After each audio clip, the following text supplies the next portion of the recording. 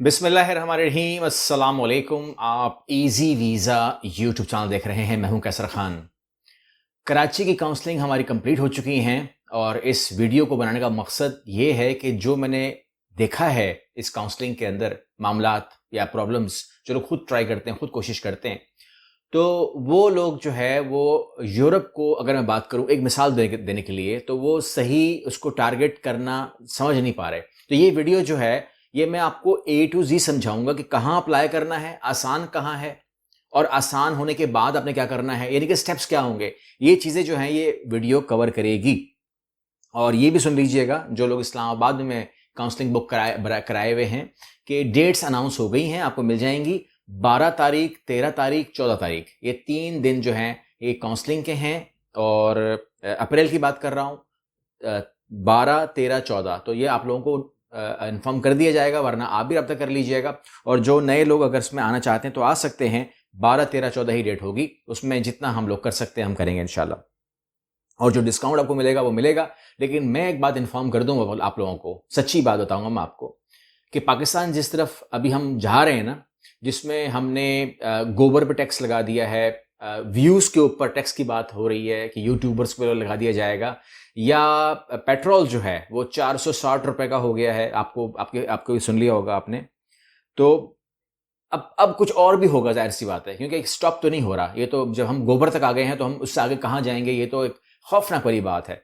तो अब आप लोग जो है ना, ये थोड़ा सा इसमें आपने सीरियस होना है कि आपने अपने कैरियर्स को सेट करना है और उन इलाकों में रहना है या उस जगह पर रहना है जहां पर आप अर्न कर भी सकें और घर वालों को आप सपोर्ट भी कर सकें। यही मैं कह सकता हूं, मैं और क्या कह सकता हूं। इस मुल्क की बेहतरी के लिए आपको जाना होगा, आपके घर वालों के लिए आपको जाना होगा। तो ये तमाम बातें जो है, मेरे कम कहे को ज़्यादा समझ लीजिएगा कि आपने देखना ये है कि जहां आप इस टाइम रह रहे हैं वहां पर क्या सूरत हाल है।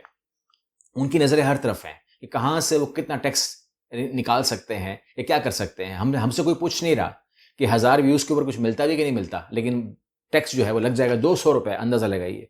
मैं क्या कह सकता हूँ। अच्छा, सूरत हाल ये है कि मैं आपको आसान कंट्रीज़ दे रहा हूँ, और आसान कंट्रीज़ को आपने करना कैसे है। आपके पास एटीएस अप्रूव फ्रेंडली सीवी होना चाहिए। आपको कीवर्ड्स का पता होना चाहिए कि कीवर्ड्स किस तरीके से खेलते हैं हम लोग कीवर्ड्स से, ठीक है। और आप जो ऑफर आ रही है वहां पर, जो आपको मैं अभी नीचे डिस्क्रिप्शन बॉक्स के अंदर मैं लिंक दे दूंगा, तो वहां से आपने इसको सेट करना है। ठीक हो गया। सबसे पहले मैं आपको इन्फॉर्म कर दूं कि पाकिस्तान से यूरोप में अप्लाई करना उतना मुश्किल नहीं है जितना मार्केटिंग करने के लिए इसको मुश्किल बनाया जाता है, पहली बात, ठीक है ना। दूसरी बात यह है कि जब आप यूरोप की बात करते हैं तो फेमस कंट्रीज के बारे में हम जिक्र बहुत ज़्यादा करते हैं, तो उसके बारे में आप ज़्यादा फिक्र मत करें। जो जो लोग मेरे पास मिलने के लिए आए उन्होंने भी नाम लिए कि आप यूं करें कि यूं ये वाला कर दें। तो मामला ये है कि मैं उनसे भी कहा, आपसे भी कह रहा हूं, आप लोग मेरे भाई हैं, कि सबसे पहले आप टू एंटर इन यूरोप का प्रोग्राम बनाएं, ठीक है ना। जो पाकिस्तान को सपोर्ट करता है ज़्यादा, उनको आप टारगेट करें। सबसे पहले जो मेरे पास नाम है वो है रोमानिया का। लिख लें, मेरे पास लिख लें अपने पास, रोमानिया का नाम आता है। और रोमानिया जो है वो आसान क्यों है कि उसके अंदर कंपटीशन नहीं है, नंबर 1। नंबर 2, इसमें आइल्स आपको नहीं चाहिए, ईसी आपको नहीं चाहिए, एम्प्लॉयर स्पॉन्सरशिप लेना आसान है क्योंकि आपने अप्लाई करना है तो उन्होंने आपको एक ऑफर जरूर देनी है कि भाई ये सैलरी देंगे आपको। अब सवाल ये पैदा होता है इसमें अप्लाई कौन करे, तो उसमें factory workers, warehouse helpers, construction cleaner, ठीक है ना। यानी कि जो अगर एजुकेशन में प्रॉब्लम है तो आपके लिए Romania is the best country, you can apply by yourself. तो कोई मुश्किल नहीं है, मुश्किल बिल्कुल भी नहीं है। आपको इनिशिएट करना पड़ेगा, कदम उठाना पड़ेगा। उसके बाद प्रोसेस ये है कि आपको सिर्फ जॉब ऑफर लेनी है और एम्प्लॉयर वर्क परमिट अप्लाई करेगा, वही सारा काम करेगा। एम्बेसी से वीज़ा आपको लगवाना पड़ेगा, जो लेटर आएगा हम आपको अरेंज करवा देंगे, भिजवाना, ये वो तमाम चीज़ें। लेकिन सैलरी ज़्यादा मिलती नहीं है। मकसद क्या है, यूरोप की मार्केट में जाके बैठना, ठीक है ना। अब चाहे वो शिंजन एरिया हो चाहे नॉन शिंजन हो, आप कहते हैं शिंजन एरिया है फिर तो बल्ले बल्ले हो गई, जान छुट गई। Romania is a good country. आपका क्या होगा कि आप जो है आप अदरवाइज भी अपने अपने आप को देख सकते हो। लेकिन अगर आप कहते हैं कि जी अपना नॉन शिंजन में चला गया हूं, तो भी कोई बात नहीं, क्योंकि अगला स्टेप जो है ना, आपको मैंने यूरोप से यूरोप में कन्वर्ट करना होगा, या यूरोप से कनाडा या यूरोप से ऑस्ट्रेलिया करना होगा। दैट इज ईजी, ठीक है ना। जाते हुए मत बोला करो ये बातें कि सैलरी क्या है, रोमानिया क्यों है, पोलैंड क्यों, ये बातें नहीं करो। पहला स्टेप में ये है कि वरना आप जो आपके साथ जो होने वाली है वो उससे अच्छा है कि आप प्रोसेस में आ जाओ। वेरी सिंपल कह रहा हूं मैं आपको। उसके बाद नंबर 2 पे जी बल्गारिया। बल्गारिया के लिए आप सुन लीजिएगा, रोमानिया जैसा है वैसा ही प्रोसेस है इसका।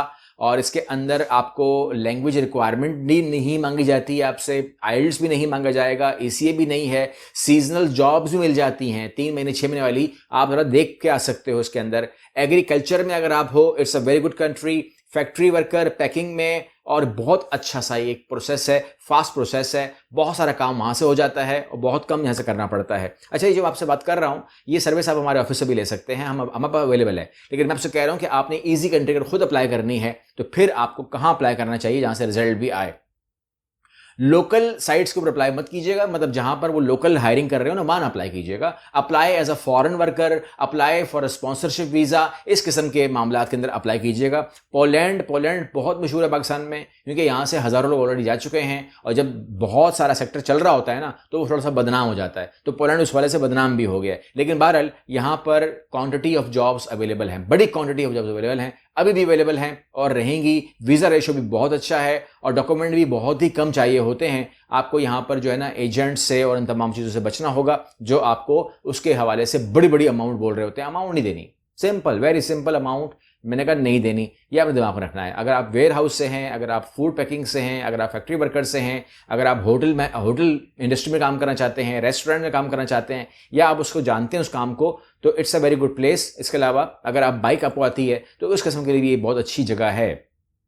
हंगरी, उसके बाद हमारे पास हंगरी आता है, और हंगरी जो है उसके जो नए रूल्स आए हैं वो हायरिंग के लिए बहुत अच्छे हो गए हैं। हंगरी ने रूल्स चेंज कर दिए हैं। कभी मैं हंगरी पे अलग से वीडियो बनाऊंगा, आपको बताऊंगा अब चेंजिंग क्या है। लेकिन बहरहाल अगर आप हंगरी की ऑफिशियल वेबसाइट पे क्लिक करेंगे तो you will find out that new rules, जिसके अंदर कंपनीज जो हैं वो फॉरेन वर्कर्स को अच्छे तरीके से ले रही हैं, ज्यादा ले रही हैं। हंगरी ने बहुत हमारे साथ कोऑपरेट किया है, मतलब अब हमारा से मतलब मैं भी हूं, हमारे से मतलब पाकिस्तान भी है, हम और पाकिस्तान से मतलब आप लोग भी हैं। आप लोगों में से लोग आते हैं ना जो अप्लाई करते हैं और उसमें करंट आता है। जॉब्स के अंदर manufacturing, assembly line, packing, hotel, restaurant, factory, ये तमाम चीज़ों में इनके पास जॉब आ जाती है। फिर आता है जी जॉर्जिया, आसान एंट्री है और वीज़ा एंट्री आसान, समटाइम वीज़ा फ्री एंट्री है, बाद में वो डिपेंड करता है, कंडीशनल है, और बाद में जॉब कन्वर्ट कर सकते हैं। यानी कि ये उन कंट्रीज़ में आती है लाइक न्यूजीलैंड, कि अगर आप यहाँ पर चले जाते हैं और जॉब मिल जाती है। बाज़ लोग हमारे बहुत पाकिस्तानी हज़ारों हम लोगों को हमने भेजा है जॉर्जिया, तो वो जब जाते हैं वहाँ से तो वो लोग क्या करते हैं कि वो लोग वीज़ा होता नहीं है तो चले जाते हैं, तो वहाँ पर फिर वो लोग अपना कन्वर्ट कर लेते हैं, जॉब में ले लेते हैं और सक्सेस, अब तक तो मैंने सक्सेस देखी है। अच्छा, पाकिस्तान से वीज़ा अप्लाई होता है, दिमाग में रखिएगा। अच्छा, सैलरी का मसला क्या है जी? सैलरी कम होती है शुरू में। जो लोग मुझे कहते हैं ना मेरे पास घर भी है, फैमिली भी है, ये भी है, वो भी है, सैलरी जो है ना मुझे बहुत बड़ी चाहिए। मतलब मैंने देखा जो लोगों ने मुझे लिख के भेजा है $6,000, $7,000 या €5,000, इस तरह के लगे। लेकिन देखो शुरू में कैसे मिलेगी यार? शुरू में आपको वो हायर कर रहा है ना, तो वो कहते हैं मैं आप पे एहसान कर रहा हूँ, तो उस एहसान का बदला तो क्या होगा? सैलरी कमी होगी और क्या होगा। अच्छा, यहाँ पर स्लोवेकिया को मत भूलिएगा। स्लोवेकिया जो है, अगर आप फैक्ट्री के अंदर हैं, अगर आप कंस्ट्रक्शन के अंदर हैं, तो बहुत अच्छी सैलरी 1200 से 2000 तक मिल जाती है। इट्स अ इजी प्रोसेस, और स्लोवेकिया जो है वो जाना चाहिए, मतलब साफ कह रहा हूँ मैं आपको। इसके अलावा लैटविया जो है, अगर आप वेयर हाउस से हैं, अगर आप फैक्ट्री से हैं, तो ये भी आपके लिए एक अच्छा काम करेगा। तकरीबन 1000 से 1800 सैलरी इसके अंदर भी हो जाती है। लिथुआनिया जो है वो तो मशहूर है, वो तो बहुत सपोर्ट करता है हर विद ऑल मीन्स, चाहे वो स्टूडेंट्स वीज़ा हो, चाहे वो वर्क वीज़ा हो, आप लोग अच्छा खासा काम मिलता है। जो ट्रक ड्राइवर्स भाई हैं हमारे, ज़रूर अप्लाई करें। इसके अलावा वेयर हाउस वाले ज़रूर अप्लाई करें। इसके अलावा लॉजिस्टिक वाले ज़रूर अप्लाई करें। और सैलरी जो है वो 1200 से €2,500 हमें सुनने को मिलती है। होटल इंडस्ट्री भी यहाँ पर बूम करती है, नज़र आ रहा है। अच्छा, आप कहते हैं कि जी यहाँ पर अब मज़ीद जो बात करने वाली है वो ये है कि जो आप सवाल करेंगे कि भाई अगर यही काम उन्हें आपसे करवाना हो तो उसको हम यूरोप प्लैटिनियम प्रोग्राम कहते हैं, आप जानते हैं। लेकिन आपको मैं अब साफ बता रहा हूँ, आपको मैंने शुरू में हालत बताया पाकिस्तान के जो सूरत हाल है, महंगाई, कॉस्टिंग जो है वो हर एक पे अफेक्ट करती है। ज़ाहिर है हम पे भी करती है, हम भी इंसान हैं और हम हमेशा कोशिश करते हैं कि हम आपको सपोर्ट करें। अब यहाँ जो बताने वाली बात है वो ये है कि अगर आप हमसे अप्लाई करवाना चाहें तो फिर क्या होगा। बिल्कुल हम अवेलेबल हैं जी आपके लिए, आप कहीं से भी हैं, पाकिस्तान से हैं, पाकिस्तान से बाहर से हैं, we can give you a big support for Europe platinum program. Canada, Australia, New Zealand सबके लिए प्रोसेसिंग अवेलेबल है। लेकिन याद रखिएगा कि पाकिस्तान के जो आपको मैंने बताए मामलात टैक्सेस के और हर चीज़ पर टैक्स और तमाम चीज़ें, कॉस्टिंग एंड पेट्रोल, ये अफेक्ट करता है हर एक के ऊपर। और अब सूरत हाल ये है कि हमारी जो पोजीशन नज़र आ रही है वो ये है कि हम अगर अपनी कॉस्ट को ना बढ़ाएं तो इवन देन हम कम से कम डिस्काउंट देने की पोजीशन में नहीं रहेंगे। तो अभी जो हमने डिस्काउंट ऑफर कर दिया है, जो आप लोगों को मिलने वाला है, जो काउंसलिंग वाले हैं या जो लोग मिलने वाले ईदी के तौर पर, ये तमाम डिस्काउंट तो आपको मिलेगा, क्योंकि ये वादा है, हमें नुकसान हो या फ़ायदा हो, we will go for that. हम अपनी ज़बान को तो नहीं पीछे हटेंगे। और ये पूरा आपका कराची, इस्लामाबाद, लाहौर के अंदर जो कुछ हमने डिस्काउंट दिया है, इट विल रिमेन सेम। मगर मशवरा ये है कि आप लोग अब जो बुकिंग करवा रहे हैं ये आप करवा लीजिए, ठीक है। इसके बाद शायद हमारे लिए डिस्काउंट देना, अगर हम कॉस्ट ना भी बढ़ाएं तो हमारे लिए डिस्काउंट देना जो है वो क्वेश्चन लग जाएगा, हम नहीं दे पाएंगे। लिहाजा फ़ायदा उठा सकते हैं तो फ़ायदा उठा लीजिए, इशारा समझ लीजिए। अगली वीडियो में मिलते हैं। अल्लाह हाफ़िज़।